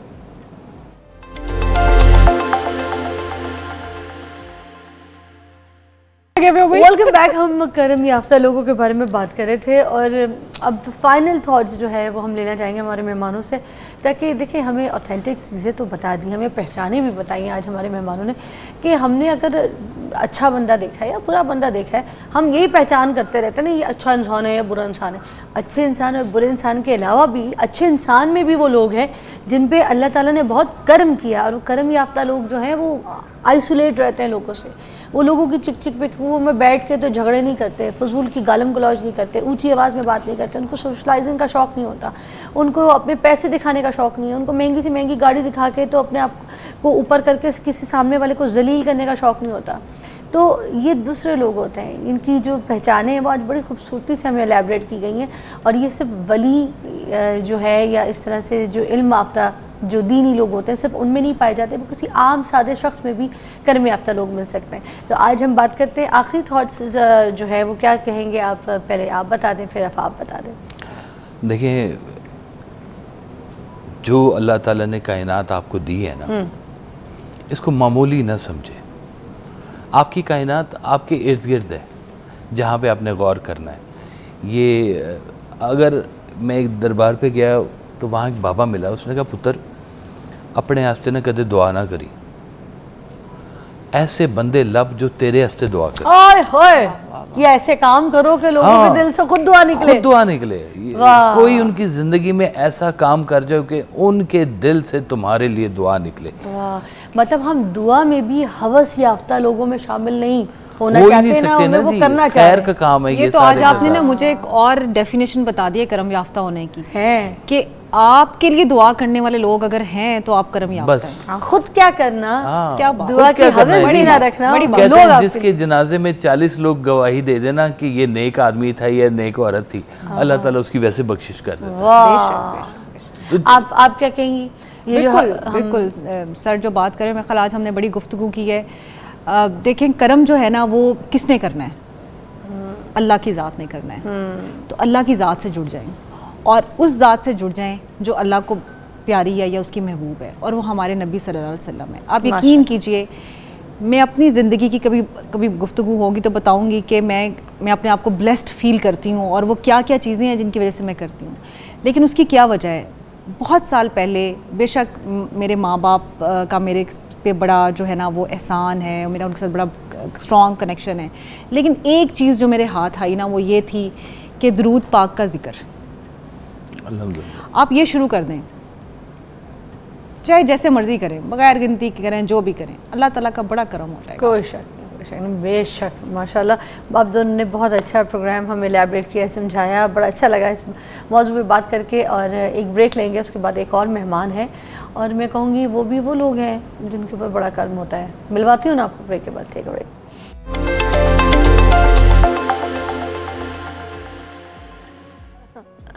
So Nazir Ahmed is a chowkidar guard at MAO College and earning hundreds of dollars every month. कभी स्कूल नहीं गया, कभी क्लास अटेंड नहीं की, MAO के बच्चों को डिजिटल स्किल्स भी सिखा रहा है। He is my superstar. Okay जी, वेलकम बैक नाज़रीन। एक ऐसे मेहमान जिनके बारे में मैं आपको बताऊं, हम बात करते हैं ना कि कुछ लोग अपनी ज़िंदगी में आगे बढ़ना चाहते तो हैं हर कोई, मगर कुछ लोग बढ़ के दिखाते हैं और वो लोग होते हैं जो कुछ करते हैं, चाहने में और करने में बहुत फ़र्क होता है। तो ये लोग कुछ करके दिखा चुके हैं और असल में ये वो लोग होते हैं जो कंप्लेन नहीं करते, ये लोग काम करते हैं, ये रास्ता ढूंढ लेते हैं, अच्छा this is the right way, we can go this way, okay. आज हमारे साथ जो बैठे हैं ना वो है नज़ीर साहब। इनकी स्टोरी बहुत इंटरेस्टिंग है। बेसिकली ये एक सिक्योरिटी गार्ड है, मगर इन्होंने सिर्फ उसी चीज़ पर रिलाय नहीं किया कि मैं अपनी बस इसी तनख्वाह में इसी जगह अपनी ज़िंदगी गुजार लूँ। इन्होंने बदलते वक्त के साथ अपने आप को, अपनी ज़िंदगी को बदला। ऑनलाइन चैट जीपीटी से पूछ कर अपना काम शुरू किया, क्योंकि तालीम इनके पास है नहीं, मगर उसके बावजूद चैट जीपीटी से पूछ के कि मैं क्या कर लूँ, मुझे आप बता दें, मैं कौन सा रास्ता देखूँ, कैसे काम करूँ, मुझे कौन सा काम सूट करेगा। वो अभी इनकी ज़बानी भी सुनते हैं और इस तरह से अब ये जो कमा रहे हैं उतना मैं और आप नहीं कमा रहे। तो इनकी ज़िंदगी की कहानी इनकी ज़बानी सुनते हैं। नज़ीर भाई अस्सलाम। पहले नंबर तो आप लोगों का शुक्रिया कि आपने एक एज ए सिक्योरिटी गार्ड को अपने शो में बुलाया। आपका और आप 24 न्यूज़ का स्पेशल शुक्रिया अदा करता हूं। वाह भाईजान, आप कितने अच्छे इंसान हैं और मैं तो बड़ी खुश हो रही हूँ मैं आपको देख के कि आपने अपनी ज़िंदगी का रास्ता कैसे बदला, पूरे घर वालों के लिए मिसाल बन गए आप। और शुरू से अपनी स्टोरी सुनाए ताकि आम जो इंसान है, जो तकलीफ़ों में है, जिससे अपने घर के बिल भी नहीं दिए जाते, उसकी भी कोई जो है ना बेहतरी हो, उसको भी कोई रास्ता समझ आए। क्या किया, कैसे चेंज किया? पहले नंबर पे मैं मेरा मियाँ अली जज गाँव ननकाना साहब से मतलब लग रहा है। मियाँ अली जज है, सैयद वाला ननकाना साहब के पास है। अच्छा, उसके पास गाँव है छोटा सा। अच्छा। वहाँ से पंजाबी में गल करांगा, थोड़ी थोड़ी पंजाबी, थोड़ी थोड़ी उर्दू है। ठीक है, ठीक है। अच्छा, उसके बाद मैंने तलीम मेरी है नहीं, क्योंकि गांव में लोग ना तलीम को इतना पहले जो था ना शौक नहीं था, अब है कुछ। तो उसके बाद मैं फिर एक ऑफिस बॉय सॉफ्टवेयर हाउस में आया। वहाँ पे एक लड़का था सिकंदर और खुरम, उन्होंने मुझे सिखाते तब बॉस नहीं था दफ्तर में। जब बॉस आता था ना तो फिर वो उनके पास नहीं बैठता था। हाँ। क्योंकि मैं ऑफिस बॉय की जॉब करता था तो उसीलिए फिर मैं उधर नहीं बैठता था, तो काम सीखता था उनसे पूछ के। फिर रात को कंप्यूटर लिया हुआ था घर पे, तो कंप्यूटर पे सारी रात काम करना। सुबह तालीम आपकी नहीं थी? तालीम नहीं है मेरी मुझे। तो उसके बाद फिर मैं उनको सुबह आके दिखा देता था, तो कोई गलती होती थी फिर समझा देता। तो इसी तरीके मुझे तकरीबन 6-7 माह लगे कम अज़ कम सीखने में। और उसके बाद मैं इस टाइम अप वर्क पे मेरी तकरीबन मैंने 700 जॉब कंप्लीट की हैं। और 700 जॉब जो कंप्लीट की है ना, मुझे उनका नाम तक नहीं पता। जो मेरे क्लाइंट हैं उनका भी नाम तक नहीं पता। मैं फ्रीलांसर हूँ, मुझे फ्रीलांसिंग के स्पेलिंग नहीं आते। ग्राफिक डिज़ाइनर हूँ, ग्राफिक डिज़ाइनर के स्पेलिंग नहीं आते। तो इसी तरह अल्लाह ताला ने एक निज़ाम चलाया हुआ मेरा। अब ऑनलाइन ही सारा कुछ AI, जैसे अब टेक्नोलॉजी आई है ना, मुझे काफ़ी बेनिफिट मिलता है। AI से सारा कुछ मैं सीखता हूँ। चैट जीपीटी, उसके बाद 1-2 वेबसाइट है AI की, वहाँ से डिज़ाइन बना के इंटरनेशनल क्लाइंट को देता हूँ। लोकल का भी मैंने काम नहीं किया, 10 रुपए का भी, क्योंकि यहाँ पे लोग पैसे नहीं देते और ऊपर से मैं सिक्योरिटी गार्ड हूँ, चौकीदार हूँ, तो इसलिए। तो उसके बाद फिर मैंने क्या किया। कैसे करते हैं आप जी? सिक्योरिटी गार्ड की तो बहुत सख्त ड्यूटी होती है ना, तो वो टाइम चीज़ें कैसे मैनेज करते हैं इस गार्ड के साथ? ये अब दिन के टाइम ड्यूटी करता हूँ और रात के टाइम जो यूरोपीय कंट्री है ना, वहाँ पे इधर अभी उधर रात होगी, इधर दिन है, तो उधर फर्क सारा काम खुला। हाँ जी, तो फिर आराम से काम, इतना ज़्यादा काम नहीं लगता, 2 या 3 घंटे लगते मुझे। अभी आपके इधर मगर जो गार्ड्स होते हैं, सिक्योरिटी गार्ड्स, उनकी तो 10-10, 12-12 घंटे की ड्यूटी होती है ना, ये भी तो है। तो कंप्यूटर पे लैपटॉप मेरे पास होता है तो तकरीबन 2-3 घंटे लगते हैं मुझे काम। मोबाइल पे मैं काम पकड़ता हूँ। अभी मैं आपको झूठ नहीं बोल रहा, आपके ऑफिस में बैठ के मैंने एक क्लाइंट से ना $45 का प्रोजेक्ट डन किया अभी बैठ के। अभी आपको भी नहीं पता चला, मुझे इंग्लिश भी नहीं आती, चैट जीपीटी से मैसेज लिखवाए हैं। अभी इसी टाइम एक प्रोजेक्ट डन किया इधर आपके ऑफिस में बैठ के। सारे दिन में आप कितने काम पकड़ लेते हैं ऐसे? अभी रात को मैंने 2 काम किए हैं कंप्लीट, यानी कि 3-4 घंटे में मैंने काम प्रोजेक्ट जो है ना कंप्लीट किया है।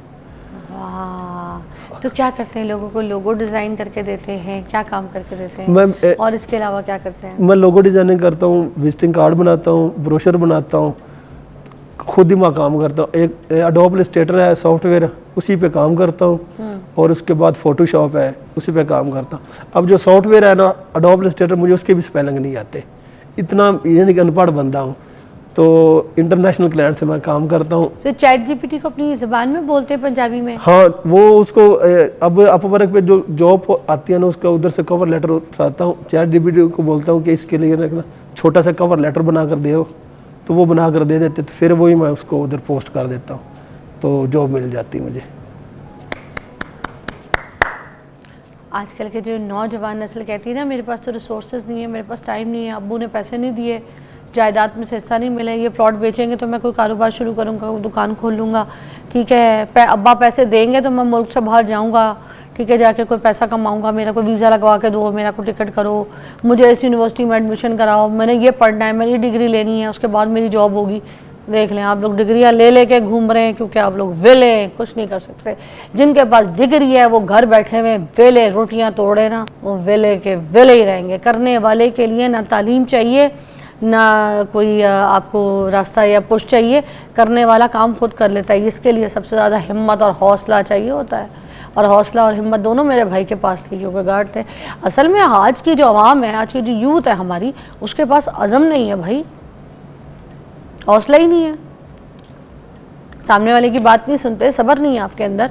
सब्र करेंगे तो इस तरह करेंगे कि भाई अभी बड़ा टाइम है, देखा जाएगा, कमा लेंगे। अब नहीं सोचते अब इतना अच्छा खासा कमा रहे डॉलरों में, तो ये जो सिक्योरिटी गार्ड की जो जॉब है छोड़ देता हूँ, मैं तो पूरा टाइम इसी को देता हूँ। ये नहीं सोचा आपने? नहीं, मैंने गवर्नमेंट एमयू ग्रेजुएट कॉलेज में तकरीबन 15 साल से डेली वेजेस हूँ, पक्का भी नहीं हूँ, गवर्नमेंट ने पक्का भी नहीं किया, तो मैं काम करता रहता हूँ क्योंकि मेरी तालीम नहीं है। इंटरनेट अपवर्क वेबसाइट पे काम करता हूँ, वहाँ पे तकरीबन मगर स्किल तो आ गई है ना आपके हाथ में, डॉलर्स में तो पैसे कमा रहे, छोड़ भी दें तो पूरा टाइम आप इसको देके पैसा कमा सकते हैं। क्या कहते हैं? नहीं, वो भी अभी आस्ता आस्ता सोच रहा हूँ। अब जब से मैं सोशल मीडिया पे वायरल हुआ, मुझे तकरीबन लोग पढ़े लिखे जो कॉलेज से पढ़ के गए मुझसे रब्ता कर रहे हैं कि हमें सिखा दो, हमें सिखा दो। उनके सामने मैं गेट पे ड्यूटी करता हूँ, उनके सामने मैं सारा यानी कि ड्यूटी करता हूँ, मुझसे पूछते हैं कि हमें सिखा दो, हमें सिखा दो। तो मैं कहता हूँ अच्छा, अब वो लोग पढ़े लिखे और मैं एक अनपढ़ लो। तो एक मैं आपको वाक़या सुनाता हूँ। एक BSIT के लड़के ने कंप्लीट किया हमारे कॉलेज से, वो मुझे कह रहा था कि 10 लाख रुपया लो और ये अकाउंट मुझे दे दो। मैं कहा मैं चौकीदार हूँ, सिक्योरिटी गार्ड हूँ, तो मैं क्यों दूँ? कहता है कि ना प्रोजेक्ट जो है ना आपके काफ़ी लगे हुए हैं, तो आप मुझे दे दो। तो मैं कहा सॉरी, मैं तो इसलिए ज़्यादातर लोग मुझे पागल बनाने की कोशिश करते हैं। पागल बनना नहीं है, मैंने कभी भी नहीं बनना। बड़ी एहतियात रखनी है। लोग आपसे आपके अकाउंट के पीछे आएंगे, चीज़ों के पीछे आएंगे, कॉन्टैक्ट जो आप लोगों के काम कर रहे हैं वो आपकी ट्रिक्स चीज़ें, ठीक है, आप सिर्फ उसी को रास्ता दिखाइएगा जो आपको लगता है सही है, सीखने वाला है। जो अगर आपको खेपी लगा के यूज़ करके चूना लगाएगा ना, आप लगने नहीं दीजिएगा। यहाँ पर हर हाथ मिलाने वाला दोस्त नहीं होता भाई। ये आपकी बात मुझे बहुत अच्छी लगी। मुझे ऑलरेडी 1-2 चूने लग चुके हैं, अब मुझे बहुत नसीहत मिल गई है, बहुत नसीहत मिल गई। अब मैं किसी पे इतबार नहीं करता। जब से मैं फ्रीलांसिंग शुरू किया ना, अब किसी पे इतबार नहीं करता, अपने काम से काम रखता हूँ। वाह भाई, ऐसे लोगों का जिक्र आज हमने किया। करम याफ्ता लोग, ये वो लोग हैं जिन पे अल्लाह ताला ने करम फरमाया, और इसलिए भी फरमाया क्योंकि ये चाहते थे अल्लाह का करम हासिल करना। हर एक को करम नहीं मिलता अल्लाह का जब तक वो खुद ना चाहे, और करम पाने के लिए आपको मेहनत, लगन, मुशक्क़त करनी पड़ती है। आपको घर वेला नहीं बैठना पड़ता। आपको बात समझ आ रही है? आपने बहुत ख्याल रखिएगा, जुमे का दिन है, जुमे के दिन जिस के लिए दुआ मांगेंगे अल्लाह ताला सबकी पूरी फरमाएगा। अपना बहुत ख्याल रखिएगा। मंडे को मुलाकात करते हैं।